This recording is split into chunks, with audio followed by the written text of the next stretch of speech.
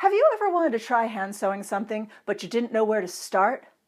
In this series, we'll show you what needle to use, what stitches are best for what, how to use a thimble, everything you need to know to hand sew. This is Hand Sewing 101.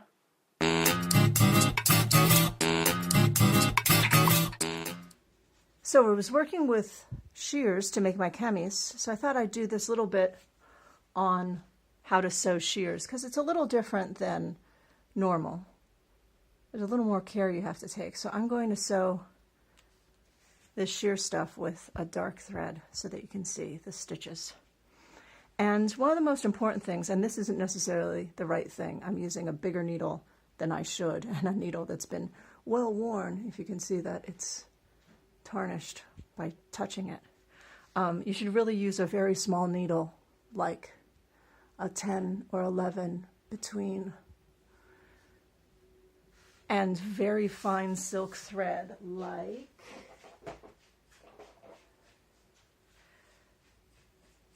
this stuff from Tire. It's made in Japan.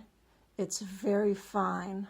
I don't know if this is focusing properly, but this is 100% silk thread, art number 701.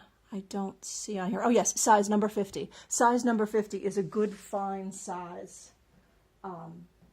for working with shears. This thread I have on my needle is not. This is just a polyester thread. It's nice and big so that you can see the stitches that I'm sewing. So the first thing I'm going to do is show you a running stitch. And to show you a running stitch, I'm just going to fold these edges together and do a running stitch. Now normally you have a thimble on your middle finger when you're doing a running stitch, and you push with your middle finger. Now I have a callus on the side of my middle finger that I push with, but I want to show you something a little different with shears. Normally you sew like this. You put your needle in,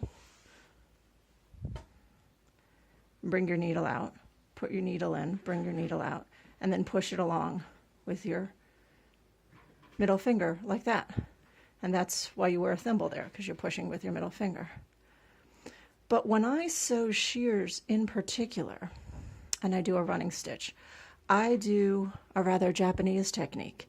Instead of putting my needle in and out and in and out and then pushing like that, which everything moves, you see how everything moves, I hold my needle stationary and I put the tip of the needle in and then pull the tip of the needle out. I'm actually moving the fabric onto the needle, and instead of pushing with my middle finger, I'm pushing with my thumb. So I'm holding the needle almost like you'd hold a plunger of a syringe. And so push the needle into the fabric and then push it out and just move the fabric. See, I move the fabric up, move the fabric down, move the fabric up, and all the while I'm pushing here. Move the fabric up, move the fabric down, move the fabric up, and then at some point you get to a point where you want to pull it through. So, two ways to do it, again. One, hold the needle in your thumb and index finger.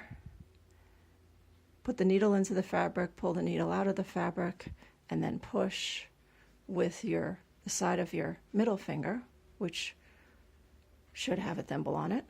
Or hold the needle stationary between your index and middle finger, like this. Put your thumb on the butt of the finger, and in this case, you might want to put a ring thimble on your thumb so you don't hurt your thumb. I conveniently have a callus on the thumb from doing this for many years. So put your thumb on the bottom of your needle and push the needle into the fabric, then push the fabric on the needle, down, up, down, up, and pull the thread through. Now, working with shears, it's difficult. Nothing's going to make it not difficult because the fabric is very slippery And you'll have a situation where you've sewn a bunch of stitches, for example, sew a bunch of stitches like this, and you let go of the needle and the needle just falls out because you're using a very fine needle and very fine thread.